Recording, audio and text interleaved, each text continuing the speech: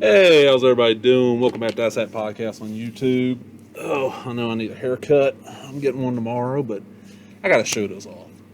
About been almost a week now. I got a call from a friend. She's like, "Hey, I'm at a thrift store down a good ways away from, probably about an hour away from me. They got this big old box of comics. Looks like there's about 40 comics in it. They're wanting like $5." And I asked her, I was like, "Okay, read me some tons." She goes, "Well, I see the Tick and Punisher." I was like, "Yeah, grab it." I told her, when you get it to me, I'll give you money for it. Well, she picks up and later on she's like, "Hey, meet me in town. I got it for you." Now, this is the box. Big old box right here. And all I've done really is just kind of organize these books by company and put them in order. That's it. So, show y'all what I got here. I'm going to start off with, look at that back cover is gorgeous. This is Classic X-Men issue 20. Look at that great cover on that. And this is, what issue is this reprint?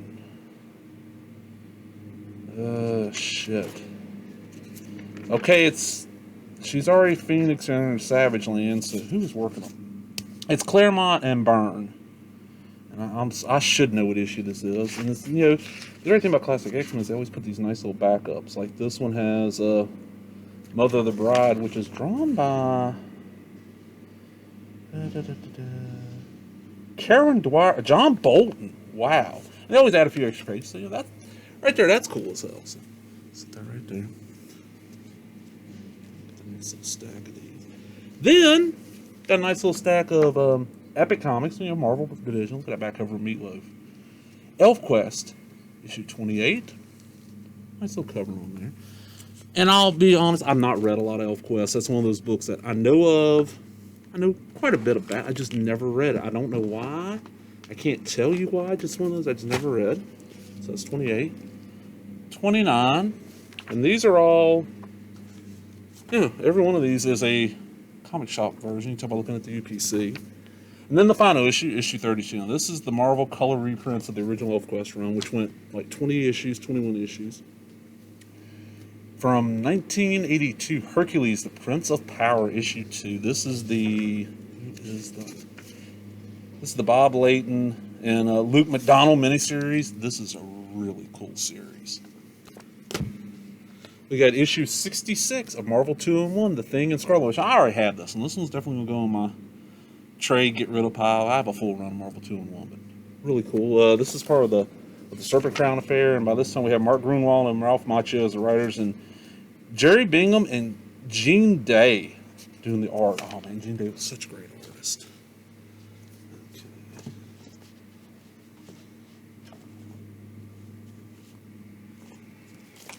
Okay. Now we got a nice little, this is the Punishers. Nice little stack of run Punisher. We got Punisher issue 88.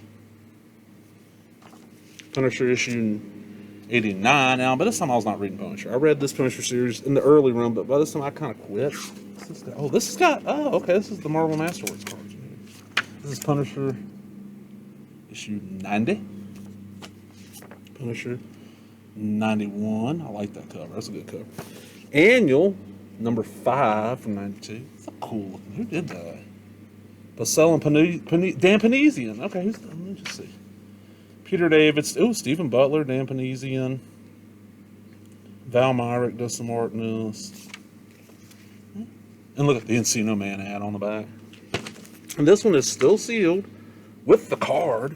Punisher Annual number 6. $3 back in the day. It comes with the Eradicator 6 card.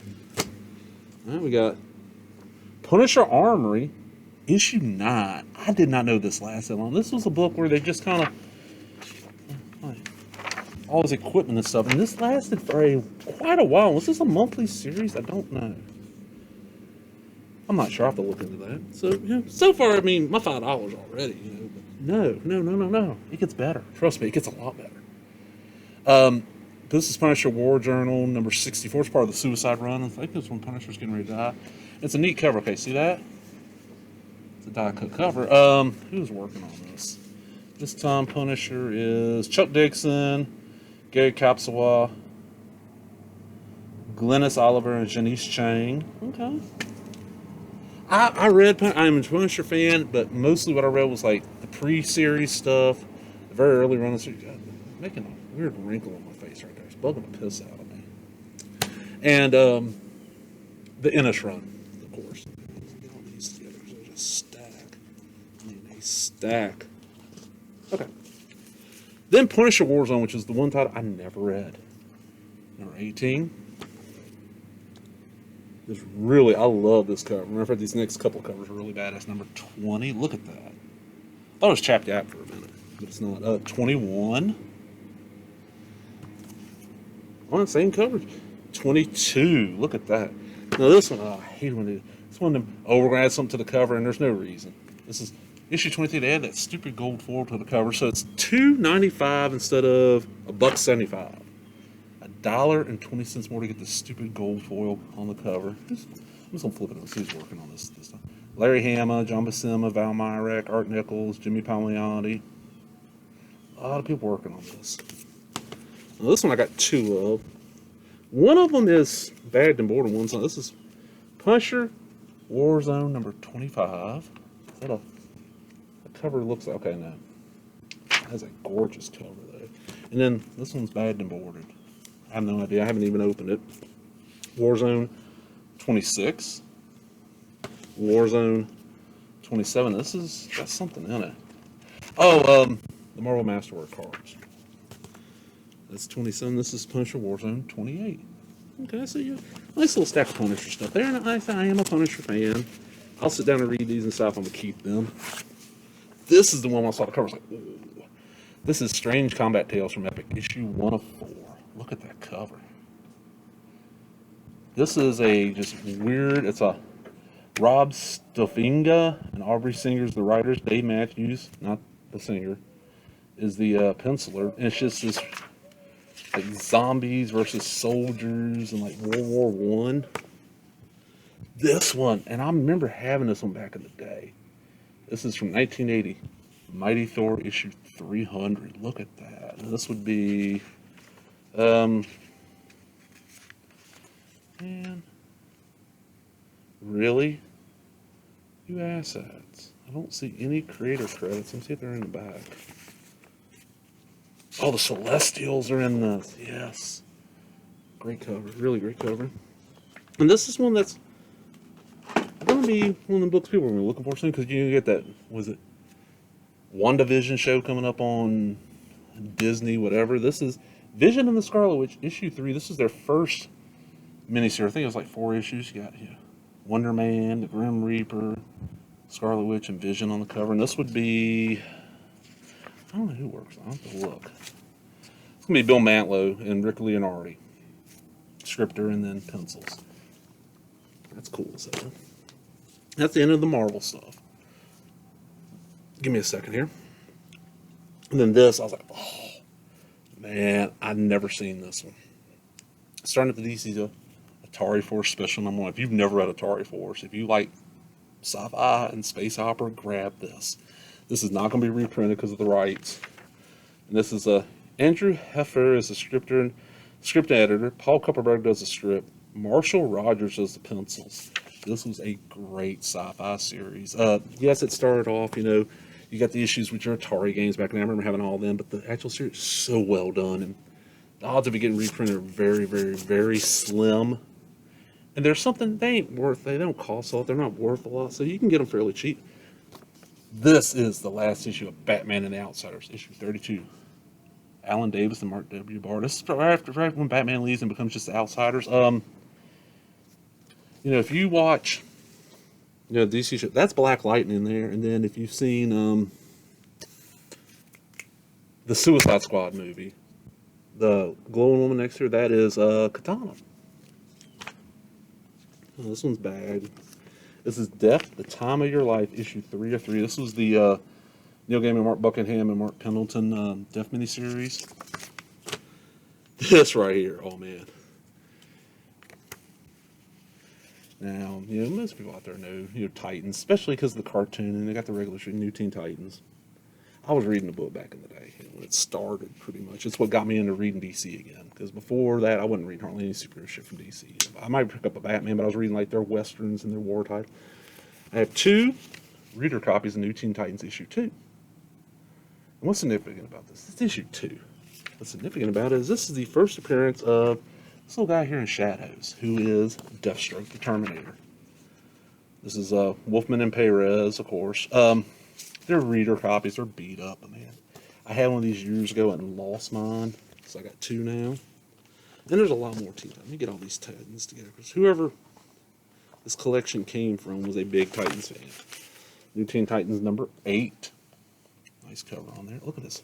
1981. Look at that. Look at Mike Schmidt on the back there.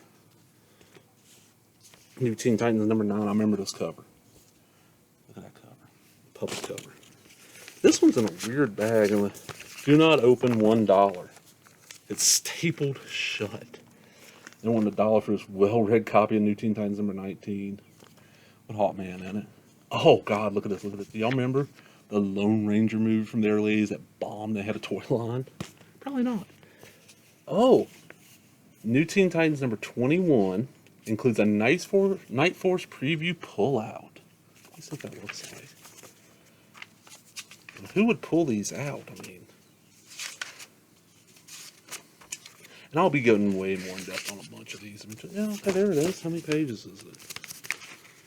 Okay, that's a Gene Colan and shit. I don't remember who wrote it. I've got a few issues. And this one, bad spine roll on this one. I need to try to press this and get it back. I mean, it's still reader copy. New Teen Titans 25. New Teen Titans 31. So right now, I mean, just what I've showed you already, I got way more than my $5 out of this, and I'm still in the DC stuff. New Teen Titans 33. Who is Donna Troy? This is a great issue. Trying to explain the origin of Wonder Girl. Yeah. Then we have, oh, I love this cover. New Teen Titans 39, and we got Dick Grayson and Wally West walking away with their costumes on the floor. Alright, then we got, what's next? Okay. Sword of the Atom, this is the Gil Kane, Jan Strand miniseries, Sword of the Atom, issue 3 or 4. I remember reading this as a kid, but I probably have not read it since then. Then on the back, we got an ad for the Octopussy game for the Atari. Now this, you know, this is coming out of the back, so I gotta show this off. This is, I actually had this back in the day. We're getting near the end. We're at the end of the DC. This is Vertigo Jam number 1 from '93. And what this was like a little preview thing for all the different Vertigo stuff coming out. Like there's a Sandman story that only appeared in here. There's a Hellblazer story, an Animal Man story, Doom Patrol, Swamp Thing, Kid Eternity, and Shade the Changing Man. Great stuff. Look at that cover. It has a gorgeous cover. And, you know, there's Robot Man, there's Dorothy, John Constantine, Animal Man, Shade the Changing Man, Kid Eternity, and Morpheus up there at the top. Oh, man. And that's just the Marvel and DC. And I'm going to tighten this up a little bit. Matter of fact, give me 2 seconds. I need to get a drink. Okay, sorry about that. I had to get a drink. Now, this is the indie stuff. And this is one I've always heard about this series. Never got to reach from Steel Dragon Press. This is Captain Confederacy Special Edition number 1. I don't remember ever seeing this anywhere, but it's on them like alt futures. You know, what if the South won the Civil War? And the creative team is Vince Stone's the artist, and Will Shetterly is the writer. It looks really interesting. A lot of stuff here. This, I don't know where it comes from. This is Dragonlance comic book 5th Age limited edition from TSR. I'm assuming this was something that's Tom and Mary Bierbaum are the writers, pencilers, Arnie Sweckel. Got some nice artwork in it. I don't know where this came from. I know DC had the license for a while, and I don't know who has it now. Oh, Eternity. Robotex 2, The Sentinels, Book 2. Tom Mason Jason and John Waltrip. I mean, if you're like me, you watched the old Robotech show back in the day. You know, this is closer we're going to get to a sequel. I mean, like based on the Robotech stuff, not the Macross and all that. And I know I catch shit for all the time, but I'd much rather watch Robotech than the 3 anime series it's made up of. I watched Macross and them, and just didn't catch it. This is another one I was like, oh man, I've wanted this one forever. It's not the best shape, but Caliber Press presents Rocky Horror Picture Show issue 1. And see little dings up there? I flipped through this. And this is one of the few in here I flipped through. Let me save those two for last. Issue 2 of the Teenage Mutant Ninja Turtles Flaming Carrot crossover from Mirage. With Jim Lawson on the art. I don't know who wrote this. Probably Bob Burton. I love Flaming Carrot. I love the Ninja Turtles. Okay, now... Let's set these all in my lap. Alright, this starts the Tick run. And these right here, this is more than worth the 5. This is Chromatic issue 3. These are the color reprints of the Tick stuff, and they're comic book stuff. Then we have, this is 4th printing of the Tick number 1. Now, I'll just hold something to do. This is the thing about the Tick. I'll line these up. As you can see, the book is slightly wider, the Tick is. So that's the 4th printing. It's got, the only really added thing besides like some stuff on the back is the 3 or 4 pages that Ben Edlund had done for the NEC newsletter that were Tick first appeared as in this. Then we got the back cover. This is going to be the 5th printing of the Tick number 1. This will be the 4th printing of the Tick number 2. And I have the entire Edlund run in that big thick trade. And I got some of these before. I know issue 12 I have already, and one of these there. So the ones I already have, they'll be going out. I'm not going to hold on to them. This will be the 3rd printing of the Tick number 3. The Diapus there, and got author on the back. This is probably the 2nd or 3rd printing. 2nd printing of Tick number 4. It says Encore Edition on the cover. We got Paul the Samurai, author, and Tick on the back. I can't remember that woman's name. Got here maybe the 1st printing Tick number 5? Yeah, 1st printing Tick number 5. The Million Billion Ninjas. And I'm going to sit down and go through all these Tick issues way more thoroughly because there's all kinds of great stuff. Issue number 6. Probably 1st printing. It is. Of the Tick. Look at that. The Red Menace? Crimson Menace, the fake Russian hero. Issue number 7 of the Tick, 1st print. And this is, if I remember right, is the 1st print of Man-Eating Cow. You can see alligators, and there's a cow down in there. And you get this really cool looking back cover. And if all you know about the Tick Soul cartoon or the live action, check these out. These are all been reprinted, easy to get hold. If you like them, you'll love this. 1st print of Tick number 9, which I want to say is the 1st Chainsaw Vigilante. This is when Tick and Arthur are moving from the city to New York. This is their trip. We got Tick issue 10. This is another part of that, and I want to say this is from 91. Just a great cover there with the big monolith. Nice back cover. Okay. Everybody I talk to watches Tick cartoon. They're pretty much their favorite episode when they go to the comic club, the superhero club. That's all based, and Tick fights Barry the Tick. That's all based on this issue, Tick number 11. And this is, I'm not even open this one. I'm assuming it's the 1st print. Let's see. Take that little sticker off. Oh, I love that back cover. I think I've got this. I think this is one I already own. That's the 1st print from 92. Tick number 11. Now, y'all don't know, Ben Edlund only did 12 issues. He's supposed to be a 13th, and it's just never come out. There's a 13th based on his ideas. Ben Edlund, pretty much, he worked on Supernatural, the TV show. He worked on Venture Brothers. He's been doing a lot of Hollywood work. He don't do comics anymore, which is kind of sad, because the other writers on Tick were good, but Ben Edlund was just fucking amazing. Then I have 2 copies, 1st printings of the Tick number 12. This is the last of the Ben Edlund run. And I already own a copy, so I got 3 now. And then we got Paul the Samurai issue 3. Never read much Paul the Samurai. So, just those Ticks, that's way more than $5 because I looked them up. Even in that shit, they're a couple bucks a piece. This is where I started freaking out. Like, holy shit. Toxic number 4. This was a UK comic magazine. You have people like, this is from 91, you have people like Pat Mills, Kevin O'Neill, just so many. Martial Law is why I wanted this. Martial Law is in here. So I was like, oh, cool. Then what I found right behind it? Toxic number 5. These 2 issues of Toxic right here are worth way more than what this cost me. And the person I got to turn down the money. That's reminded me, look, Martial Law. Martial Law is so great.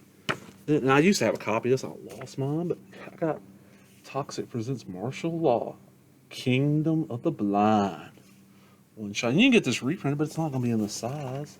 It's nice, big, gorgeous. That's on newsprint. Look at, I love the size of these things. So right there, it's like, holy shit. Then, oh, it's not over. Because I got ElfQuest 16. These are the magazine size. That's the original run. These are, they're red, but they're, so these shit, these actually got a little bit of value too. ElfQuest 17. ElfQuest 18. This one's got a couple little cracks on the spine, but still. These are black and white if I'm right. Yeah. ElfQuest 19. I think Dark Horse has an ElfQuest license now. And then ElfQuest 20, which is the final story issue. And I've heard this last one's actually kind of hard to find. This is ElfQuest 21. This just is like letter pages and stuff like that. Like, I'm trying to find it in here. Like there was an ElfQuest syndicated newspaper strip that didn't really get printed anywhere. Some pre-production art. Here, I'll show you the newspaper strip.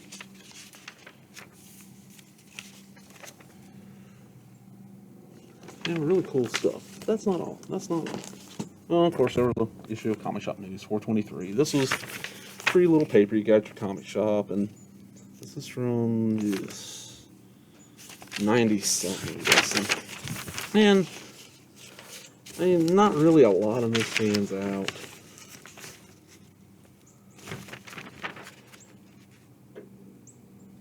Yeah, I'll say nothing in this really stands out. But this is the cool thing. I'm gonna go take this out of the bag. Crescent City Con #5 from 1990 program. This was the old New Orleans Comic Con. And a lot of this stuff ain't gonna mean much to many people, but there's so much stuff in here. Like, I'm looking at these names, and half these people's names, I recognize them.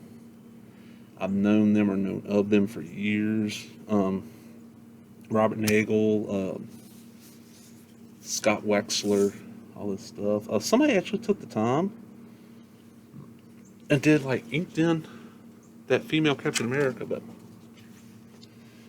this is what's so great. This is back when cons had video rooms. Like, they had 3 video rooms added. They had a Star Trek room, like a British room, and then a we show like Britcoms and stuff, and then a Japanese animation room. Wasn't called anime back then, kids. This is 1990. Let's see. Okay, the anime room was showing like Megazone 23 Part 2, Macross 84 Summer Special, X-Men Pilot Video, Project AKO Part 1, Dirty Pair, Project Eden, Robotech 2, The Sentinels, Heavy Metal, Aravidershi Yamato, which is the second Star Blazer series, was based on that, Black Magic, Mario M66, Akira, Outlanders, Project AKO Part 2, Arion, Hokuto no Ken, that's Fist of North Star, Be Forever Yamato, which is Star Blazers does, Project AKO Part 3, Macross 2012 Flashback, and Yamato versus USS Enterprise. An advertiser for the New Orleans Worst Film Fest. I always wanted to go, never got to. Bunch of ads and stuff. See, I'm looking at the dealer rooms here. Kirby's Quality Comics. See if there's any of these dealers I reckon. I know this one's running long. I like this. The fan guest owner, it's pasted in there. They're talking about Magic Con. They're going to have Colin Meaney from Star Trek. I mean, I'm not a Star Trek guy, but they got the cons going. Yeah. The Moondance Marathon.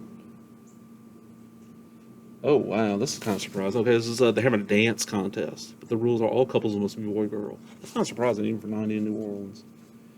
And then on the back here, Under the Sea, November 3rd, 1990, Airport Travel Lodge, Veterans Highway, Kenner, Louisiana, admission $5. The annual Porno Patrol Halloween Bash. Porno Patrol was a group of fans, New Orleans and Mississippi based. One of them kind of infamous in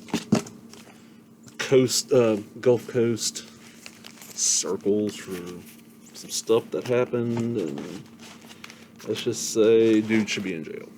I don't give any more details, but yeah, look at this. You see all that? This is so much great stuff in here, and yeah, like I said, the person I got it from I was like, I was like, man, I'll give you $10 right now. Don't worry about it. I was like, well, look, I'm gonna sell some of this. Well, just cut me in a little bit. When you sell it, give me $5. Okay. And I will say that the one of those reader copies of Teen Titans #2 is already claimed. A friend of mine's been looking for a copy for a long time and just haven't been able to find one. I told him, look, I'll hook you up, just cover shipping.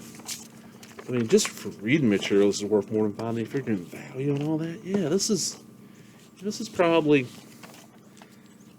hell, I want to say the box somewhere says 50 cents a book. So this, this is probably, $40, $50 worth of comics. Well, not 40, 50. Yeah, because there's piles of stuff here, and I just can't wait. I cannot wait at all to sit down and flip through all this. Just haven't had time yet. I'm out, everybody. Hope you enjoyed that. And if you did, give me that thumbs up, leave a comment, subscribe. Recommend to your friends, and also thank you to Oxaney. He gave me a little bit of advice on something here, and I ordered a new piece of equipment that should help out here. I'm out, everybody. Laters.